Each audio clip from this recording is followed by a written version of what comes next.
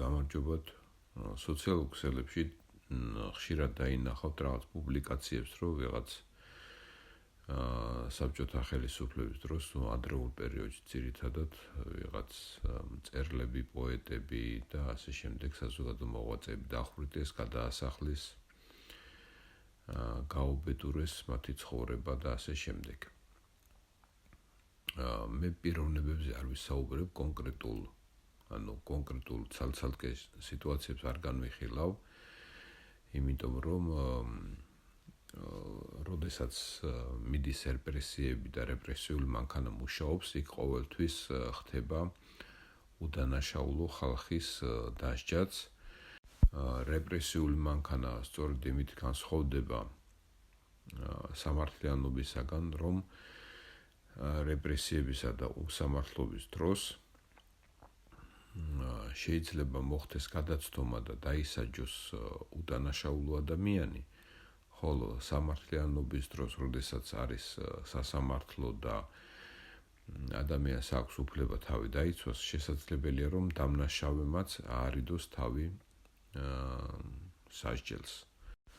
მაშ ასე ვინ შეიძლება იყოს აგენტი?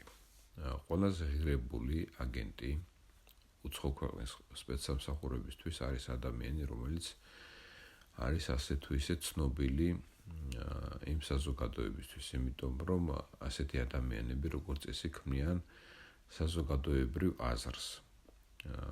და აქედან გამომდინარე ისინი არიან ყველაზე უფრო მეტად შენიღბულები და ყველაზე უფრო მეტად დაცულები.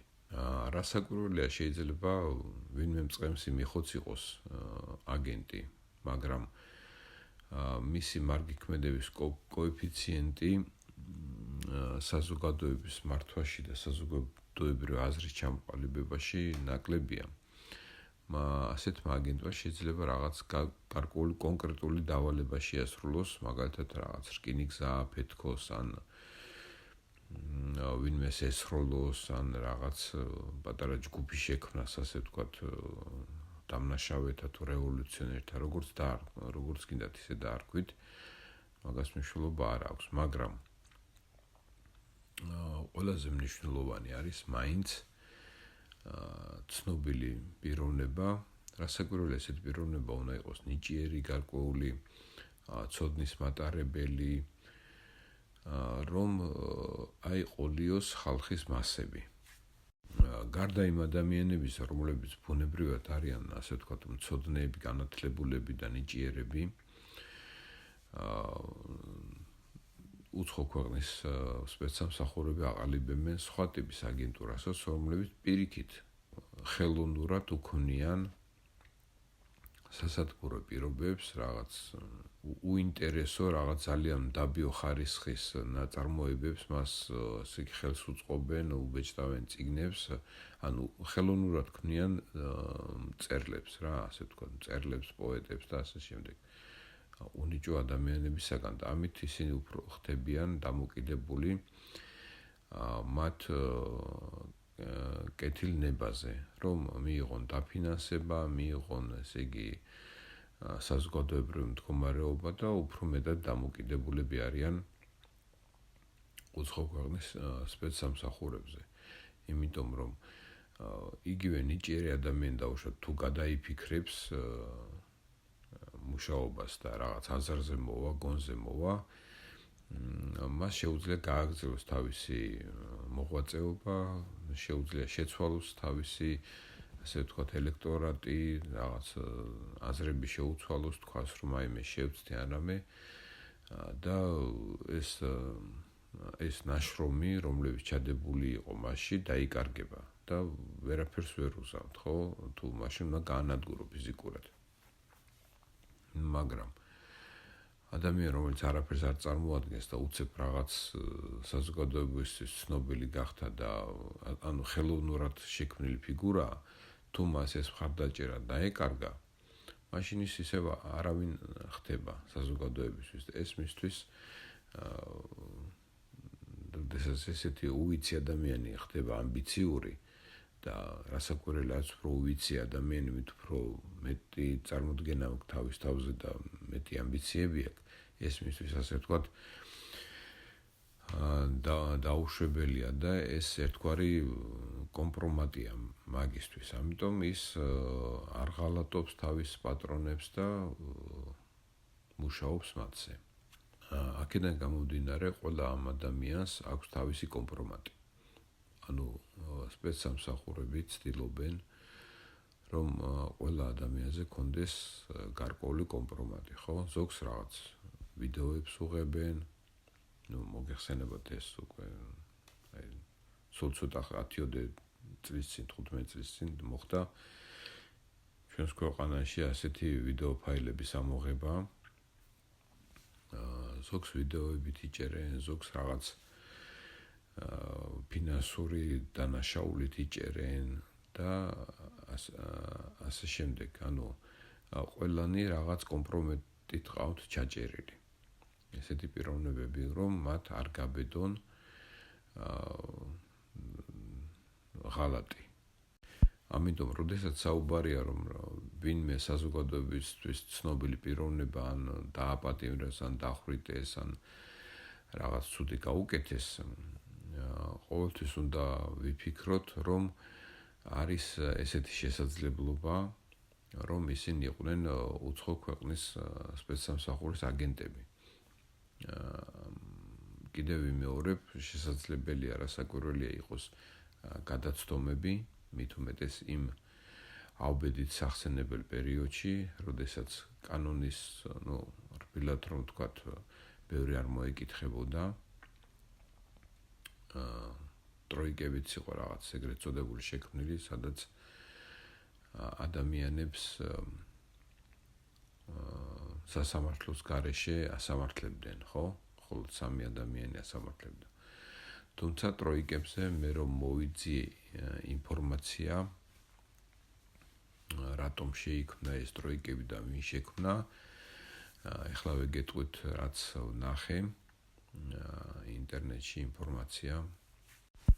ესე იგი, ეს ტროიკები შეიქმნა მაშინ, როდესაც გასამართლებულები ანტისაბჭოთა, ესე იგი, პროპაგანდისტვის თუ ანტისაბჭოთა ქმედებებისთვის 20-30-იან წლებში ისევ რაღაც გარკვეული მანქანებით უბრუნდებოდნენ საზოგადოებას, ბრუნდებოდნენ სახში, ბრუნდებოდნენ იმ საზოგადოებაში და ისე აგრძელებდნენ თავის მოღვაწეობას, ასე ვთქვათ, და მას ხედავდა საზოგადოება და ისინი პირიქით აქეთ დიდ გულზე იყვნენ, იცით რა, ახლა მე კი გამასამართლეს, მაგრამ აი ნახავთ ახლა მაგათ რა დაემართება და მე აქ ვარ, მე ასე ვთქვათ, ვაგრძელებ ბრძოლას ამათ წინააღმდეგ და გამოდიოდა ისე, რომ ეს ერთხელ უკვე გასამართლებული ადამიანი უნდა ხელმეორედ უნდა დაიჭირათ, ხელმეორედ უნდა მომხდარიყო სასამართლო პროცესი და ეს უკვე ერთხელ უკვე გასამართლებული ადამიანი რაღაც დანაშაულისთვის და ეს ადამიანი უკვე ასე ვთქვათ, უკვე ნასწავლი, გამოგრძმედილი ამაში კანონთან ბრძოლაში, სახელმწიფოთან ბრძოლაში, მისი გასამართლება მეორედ იყო რასაკვირველია უფრო რთული, იმიტომ რომ მან უკვე იცოდა ასე თუ ისე შესწავლილი ჰქონდა ყველაფერი, უფრო იცოდა როგორ უნდა დაეცვა თავი, ასე შემდეგ. თუ საჭირო იყო, როდის უნდა გაქცეულიყო ტყეში და ასე შემდეგ. ამიტომ ამის თავი და ამის დრო იმ დროს არავის არ ქონდა და ამიტომ შეიქმნა ეს ტროიკები, რომ უბრალოდ ესეთი ხალხი გაენადგურებიათ, ანუ უკვე გასამართლებული ხალხი და ის ხალხი, რომლებიც ასოცირდებოდა იმ ხალხთან, ვინც უკვე გაასამართლეს და აპატიმრეს, მაგრამ ესენი მაინც თავისას არ იშლიან, მაინც აგრძელებენ ანტისაბჭოთა მოღვაწეობას. ეს ხალხს ესაუბრებიან დაუშვათ, რომ აი ყველაფერი კარგადაა, ეს პატიმრები უკან დაბრუნდებიან და ჩვენ გავაგრძელებთ ბრძოლას და ასე შემდეგ. ანუ შეაქვთ არეულობა საზოგადოებაში გარკვეული და ვიღაც პიროვნებებს იყოლიებენ და უბიძგებენ სხვადასხვა ქმედებებისგან. ამიტომ ესეთი ხალხი რომ ჩამოეშორებინათ, ასე ვთქვათ, სწრაფად, ამისათვის შექმნეს ტროიკები. ტერორისა და რეპრესიების მანქანაში ხშირი არის გადამეტება და უდანაშაულო ადამიანების დასჯა და პირიქით, როდესაც სამართლიანი არის სასჯელი, ამ შემთხვევაში შესაძლებელია რომ დამნაშავემაც აარიდოს თავი სასჯელს და ეს არის ასე ვთქვათ კაცობრიობის ერთ-ერთი დიდი გამოწვევა